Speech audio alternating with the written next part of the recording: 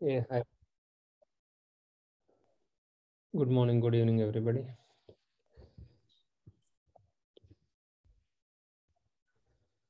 I am Praveen Batta, and today we are going to discuss on the performance enablers for NFV, that is your network function virtualization. Today, this should be the continuous session for the previous discussion what we discussed about the telco transformation actually. Quick recap on our previous discussion, that is on the ITSI architecture, European Telecommunication Standards Institute. So in which we discussed about the hardware layer, and on top of that the virtualization layer, which is connected to the VIM layer, that is Virtual Infrastructure Manager, which is being served by multiple cloud uh, providers like OpenStack, VMware Cloud, and all that stuff. And we have the VNF managers, okay, which is meant for managing the life cycle management of the VNFs, that is your virtual network functions. Okay, and on top of that you have this orchestrator, which is connected to OSS and BSS, that which is the core services meant for the telco services actually. Okay, so that is the brief description about NFE architecture, comparing, I mean, just a recap for the previous discussion actually. But today's agenda is, I wanted to talk about the performance enablers or the performance boosters, okay, which we need to provide to the VNFs or CNFs in this architecture actually. Okay, so that is the reason I have just highlighted this green arrow marks here, which I mean that okay, what we are going to provide to the VNFs and CNFs, that is the core network functions actually. Okay, so that is the whole agenda for today's discussion. First, I would like to start with DPDK, that is Data Plane Development Kit. Okay, so I think originally it was led by Intel. Definitely, it is open source. Okay, but is majorly contribution is from the Intel actually. So they came up with a different concept actually. Okay. So before talking about DPDK, let's understand how the traditional operating system works. Uh, let's take a Linux operating system which has applications running on on your Linux operating system. The any operating system will have two spaces inside that OS, that is your user space and the kernel space. The user space is the one which is actually hosting the applications in the operating system, and the kernel space is the one which actually carries the network drivers, okay, which will make your applications send packets to your network controller. That is the traditional way of working with respect to the any kernel in the operating system level actually. But here the DPDK concept works a bit differently here actually. So what happens here is, when the network drivers and the transaction happens, or the process happens between your applications and the network controller, okay, there is a high possibility that okay, your kernel space is getting overloaded. Okay, and indirectly or directly it is actually impacting the performance of the applications. Okay, and that is the reason this DPDK has come into the picture, making that your DPDK comes with the libraries, which makes that those libraries will be running in your user space. Ultimately, it is becoming more near to your applications.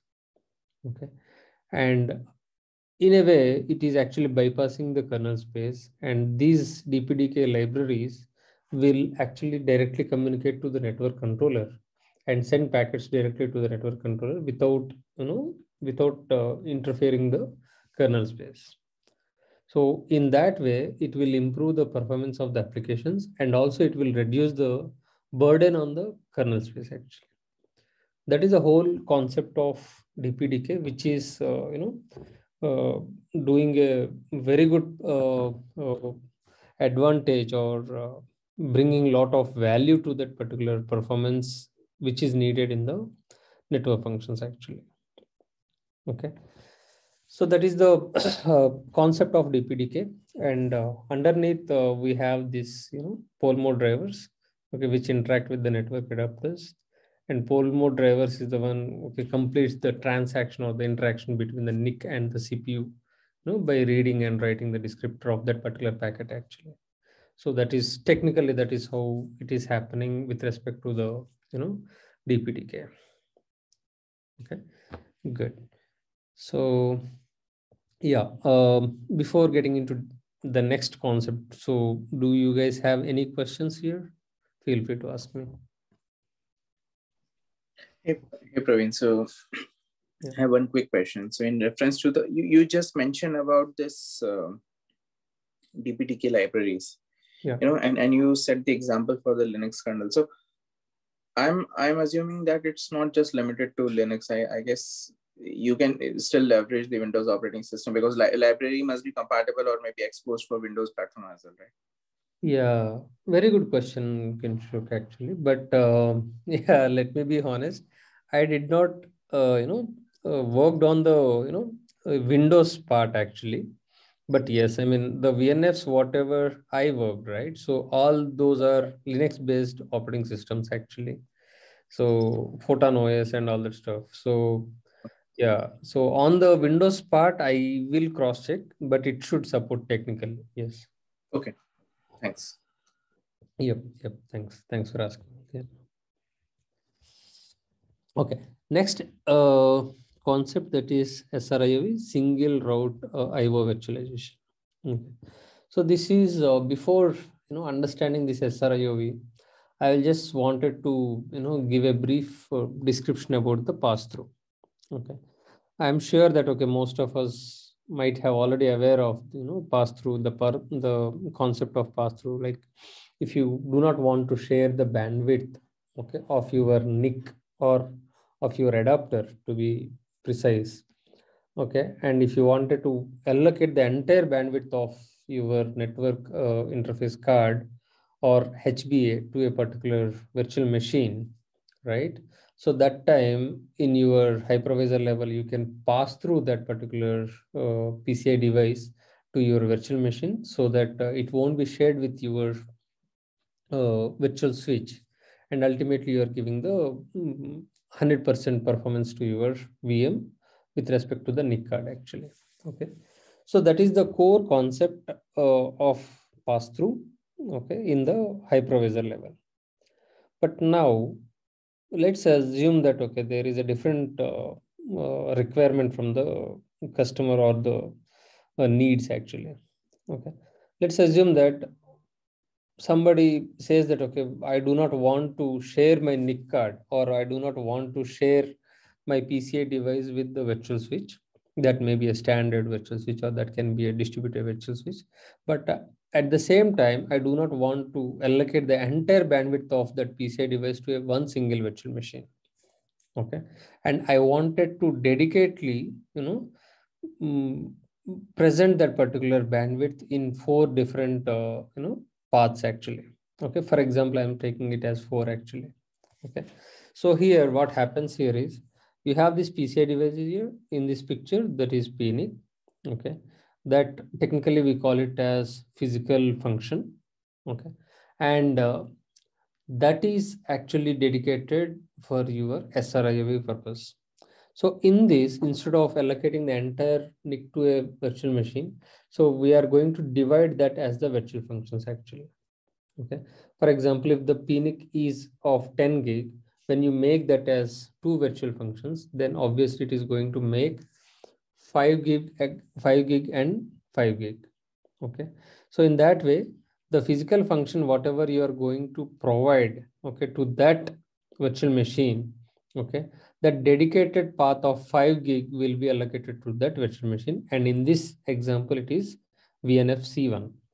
Okay, and the remaining 5 gig will be presented to your VNF C2. Okay, that is your different virtual machine actually. Okay, so in this way, again, we are actually helping our customers or helping the users to save the cost. Okay, and then it is going to allocate the dedicated bandwidth to this particular applications which are running in that virtual machines actually.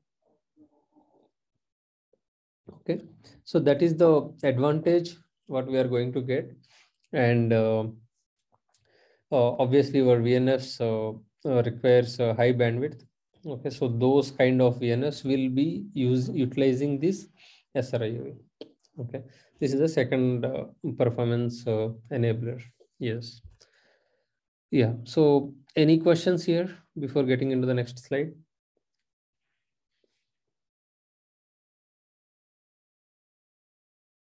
All right.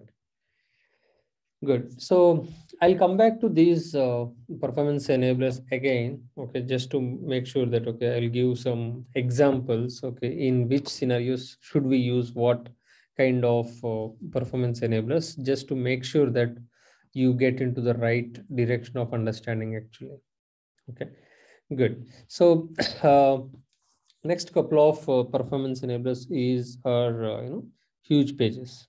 Okay, so we all understand that when any application is started in your any PC, for that matter, so that application will need some memory to happen, that application to be running inside your base operating system, right? So in traditional, what happens here is your memory is getting divided into multiple pages, and those pages will be allocated to your applications. And uh, in the virtualization world, let's assume that you have hundreds of virtual machines. Okay, so whenever the virtual machine is actually requesting for that particular memory pages, so it is going to allocate those memory pages. In by default, it is with the 4K pages, actually 4 KB pages. Okay, but that is the regular one. But what happens here is there are some memory intensive applications which require huge memory pages actually. Okay, so if you are providing with 4K, but it might work, but only the problem is it may not give you the proper response, and the response time might go high actually. So in that case, what we can do is you can configure your base operating system or your base hypervisor with the huge pages configuration actually. So in that, you can configure with 1 GB. Okay, and at the same time, when your virtual machine requests for the or demands for the memory, so it will allocate 1 GB to that particular virtual machine actually. So that helps that memory intensive applications to grab that memory as soon as possible, and it gives a very good performance with respect to the applications actually, or the response time might be good. So that is about the huge pages actually. But only one alert what I wanted to give here is make sure that your applications are demanding for huge pages. Okay, just for getting the performance, don't go for these configurations because it might impact you in the negative way actually. Okay, so while configuring huge pages, make sure that your application or the application engineer recommends you to go for huge pages. Okay, so in our case, go for the virtual machine owner who is demanding for this. Okay, and then you do these configurations. Yes. So Praveen, you mean to say that please connect if my understanding is right. And you mean to say that your application should also be architected in such a way that it can leverage the huge pages. Otherwise, there is no point configuring it. Right. Yes. That you mean to say. Yes. 100%. Yes. Got And it is no point, and it's okay if it is no point, but if it impacts in the negative way, then the entire hypervisor will be screwed actually. That's right. Yeah. Makes Okay. sense. Good. Thanks. Yeah. Okay. And one more, performance enabler which I would like to discuss today is, CPU pinning. Okay. So again, as I explained for huge pages, right? So we have ultimately, I mean, any application, depends upon CPU, right? So the performance of CPU will decide the performance of your applications or the virtual machines. Okay, so before getting into the concept of CPU pinning, I will just give a brief like, okay, how the CPU scheduling happens actually. So whenever your virtual machine or applications in the traditional operating systems, okay, request for CPU, so it will allocate the CPU cores to that application or the virtual machine, and then it will deallocate actually. Okay, and it happens in a very micro or mini seconds, and those kind of CPU scheduling will happen, and that's how the CPU management will happen in the operating system. Okay, but for some applications or for some VMs, virtual machines or VNFs or CNFs, might demand for dedicated CPU cores to that particular application or VM actually. Okay, when I say that, I do not want to go for a CPU scheduling where that CPU cores are shared between multiple VMs or the applications. Okay, I wanted to dedicate that number of cores. For example, in this example, you can see that CPU 7 to 14, okay, are dedicated for VMB. Okay, in this picture or in this example actually. Okay, and if you see the VMC, okay, so core CPU cores 18 to 35. Okay, so those number of cores are dedicated to C. Okay, in socket 1, CPUs 18 to 35 will not be shared with any other VM or any other applications actually. Okay, even though that VMC is down, okay, or even though that is powered off, okay, those cores will be kept aside and those will not be utilized for any other purposes actually. Okay, so this is the advantage of CPU pinning, okay, to boost up your performance to your virtual machines and VNFs or CNFs in any of the cloud environments actually, or even in the hypervisor environment.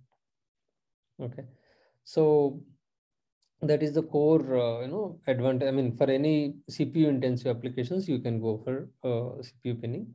But only the thing or alert again what I wanted to give here is, when you go for CPU pinning, make sure that you are going to select the right CPUs here. When I say that, there might be some predefined CPU cores which will be utilized by some of the applications. For example, VM tools, okay, that service will use, I think, CPU 11 or something in by default actually. Okay, so we should make sure that, okay, we are going to do a misconfiguration saying that, okay, you are going to give a conflict between those two actually. Okay, so that is one alert which I wanted to give with respect to CPU pinning.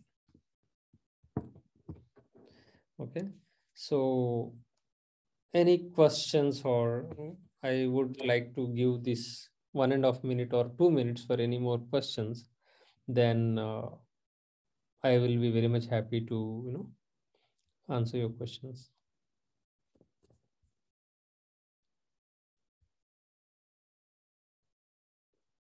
Okay, maybe I will add one more point regarding DPDK and SRIOV. So if you ask me what kind of applications you wanted to go for DPDK and what kind of applications you wanted to go for SRIOV. Okay, for example, there is an application which is actually giving you the lower amount of lower size packets, okay, and which needs a huge transaction actually. Okay, so in that case you can go for DPDK.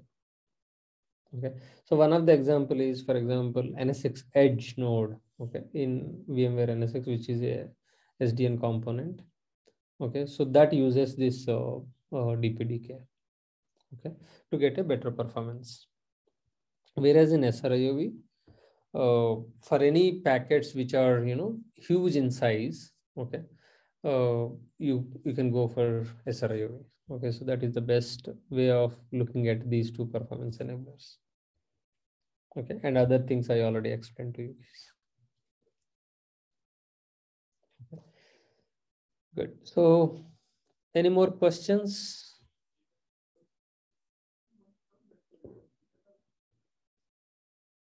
All right. So I will assume that, okay, we are good with questions, and I hope this session will help you guys to understand performance enablers, and this should be the starting point where you can start learning about performance enablers. Thank you very much.